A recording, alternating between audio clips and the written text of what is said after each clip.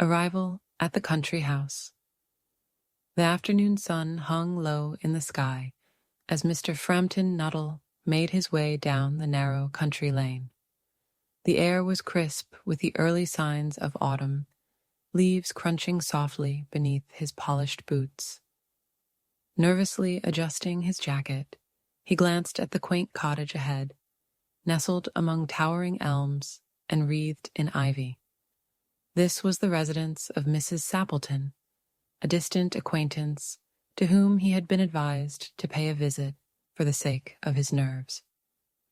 Frampton was a man of delicate constitution, burdened with a nervous disorder that had rendered him somewhat of a recluse. His doctors had prescribed the quiet countryside and limited social interactions as the best remedy. Thus, here he was, clutching a small visiting card tightly in his hand, determined to follow their advice. The gate creaked softly as he pushed it open, stepping onto a gravel path lined with bright marigolds and wild daisies. The house was charming in an old-world sort of way. Whitewashed walls, shuttered windows, and a welcoming porch adorned with hanging ferns. Frampton's heart quickened slightly. Social engagements were never his forte. Before he could ring the doorbell, a young girl appeared on the porch, her face radiant with mischief and a curious sparkle in her eyes. She wore a simple dress of faded blue, and her hair was gathered into 2 loose braids that swung with every step. "Good afternoon," she said brightly. "You must be Mr. Nuttall." Frampton blinked in surprise. "Yes, I am. And you are?" "My name is Vera," she replied, with a sly smile. "I'm Mrs. Sappleton's niece." Vera's gaze was steady, and yet there was a flicker of something unspoken beneath her cheerful demeanor. Frampton found himself drawn into her presence, despite himself. "Please come inside," she beckoned, turning towards the doorway. "Mother will be along soon." Frampton followed her into the cool interior of the house. The rooms were quaintly furnished, with floral wallpaper and heavy drapes that softened the daylight. A faint scent of lavender hung in the air. As they settled into a cozy sitting room, framed photographs caught Frampton's attention. Pictures of men in hunting attire, standing proudly beside gleaming shotguns and dogs. Vera noticed his interest. "They're my uncle and cousins," she explained. "They often go out hunting on the moors." Frampton nodded, trying to conceal his nerves. "Sounds exciting." Vera's eyes twinkled with amusement. "Oh, it's more than exciting. Mother says the window must always be left open so they can return any time." Frampton looked at the large window opposite, its panes glinting in the late afternoon light. The window was indeed wide open, curtains gently billowing in the breeze. "Is that true?" he asked cautiously. "Absolutely," Vera assured him. "You see, 3 years ago, my uncle and his 2 brothers went out hunting and never came back. Mother keeps this window open, believing they will walk through it any day now." Frampton swallowed hard. The story was unsettling, yet Vera told it with such calm certainty that it seemed almost believable. "Do you think they might return today?" he asked, half joking. Vera smiled enigmatically. "Who knows? It's the sort of thing that keeps the house alive, don't you think?" As they sat quietly, a faint sound drifted from the garden, the rustling of leaves and a distant bark. Frampton's imagination began to stir, conjuring images of ghostly figures emerging from the mist. Just then, footsteps echoed on the gravel outside. Vera's face brightened. "Ah, that must be them," she said, standing abruptly. Frampton's heart pounded. He turned toward the window, eyes wide with anticipation. Frampton stood frozen, eyes fixed on the open window, where the afternoon light danced over the fluttering curtains. The soft crunch of footsteps on the gravel grew louder, closer, a sound both familiar and foreign in the tranquil countryside setting. His breath caught in his throat. From the garden path emerged 3 figures, silhouetted against the fading light. They walked steadily toward the house, their boots stirring small clouds of dust as they approached. The first was a tall man, broad-shouldered and carrying a well-worn hunting rifle.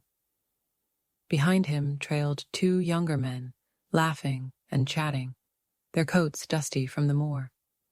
Frampton's heart hammered wildly. Could this be true?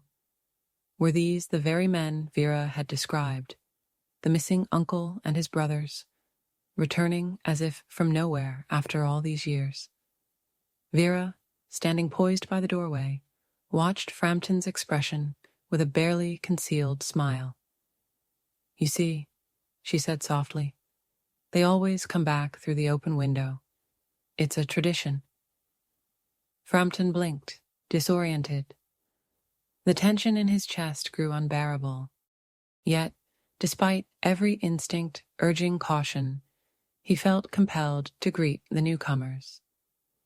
The tall man raised his hand in a friendly wave as they neared. "Good afternoon, madam," he called out. "Sorry we're late. The shooting was better than expected today."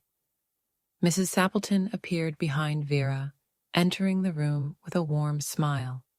She seemed completely at ease, as though the arrival of the men was the most natural thing in the world. "Oh, you're back at last," Mrs. Sappleton exclaimed, rushing to the window. "You must be exhausted. Do come inside and rest." Frampton, however, felt a cold shiver run down his spine. The juxtaposition of the cheerful reunion and the ominous story Vera had spun created an uncanny dissonance. As the men stepped inside, Frampton noticed their relaxed manner, their casual chatter about the day's hunt. One of them even tossed a dog's leash to a small spaniel that trotted happily into the room. Trying to maintain composure, Frampton cleared his throat. "Pardon me," he said hesitantly. "I couldn't help but overhear the story about your return. It's quite remarkable." Mrs. Sappleton smiled indulgently. "Yes, Vera has quite the imagination. She loves to tell stories." Vera's eyes sparkled mischievously. "Just keeping you on your toes, Mr. Nuttall." Frampton attempted a nervous chuckle, though his palms felt clammy. His mind raced, wondering if this was some elaborate prank or if his nerves were simply betraying him. As the afternoon waned into early evening, the conversation flowed naturally. Frampton found himself gradually relaxing, swept into the warm hospitality of the household. Yet beneath the surface, a faint unease lingered. The open window, the eerie tale, and the uncanny timing of the hunter's return all combined into a tableau that felt suspended between reality and something more surreal. When at last Frampton stood to take his leave, he could not shake the impression that the afternoon's events had been orchestrated to unsettle him. Vera walked him to the gate, her smile both innocent and knowing. "Do visit again, Mr. Nuttall," she said softly. "There's always a story waiting by the open window." Frampton nodded, forcing a smile, and hurried away down the lane, the crunch of his boots the only sound accompanying him into the fading light.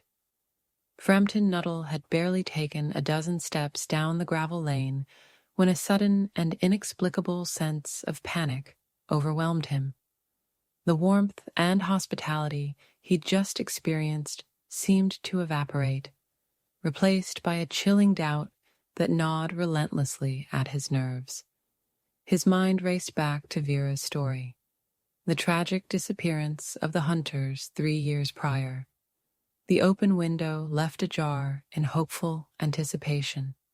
But how could that be true when he had just seen the men return, alive and well, laughing as if nothing had happened? He paused, heart pounding, and turned slightly to glance back at the house. The window was still wide open, curtains fluttering gently in the breeze. But something in the scene felt suddenly menacing, as if the cheerful facade concealed a deeper, darker truth. Without warning, a figure appeared at the edge of the porch. A man, tall and broad-shouldered, rifle slung casually over his shoulder. Frampton's breath caught. It was one of the hunters, the very same man he had seen moments before. But this time, the man's gaze locked onto Frampton's with an intensity that sent a jolt through his spine.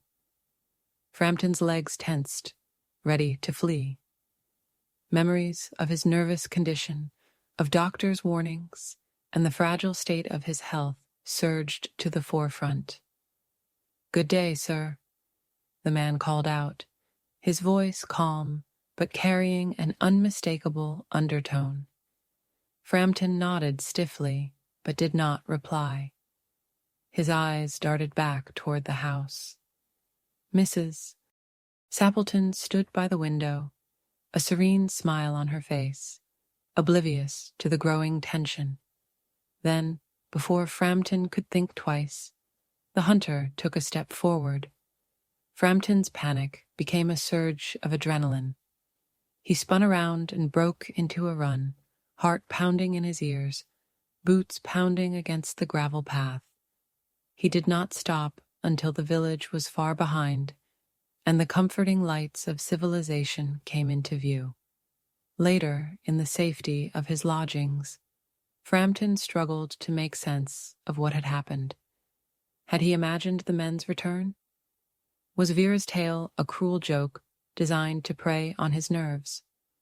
Or had he glimpsed something far more unsettling, a moment where reality and illusion blurred, leaving him breathless and shaken?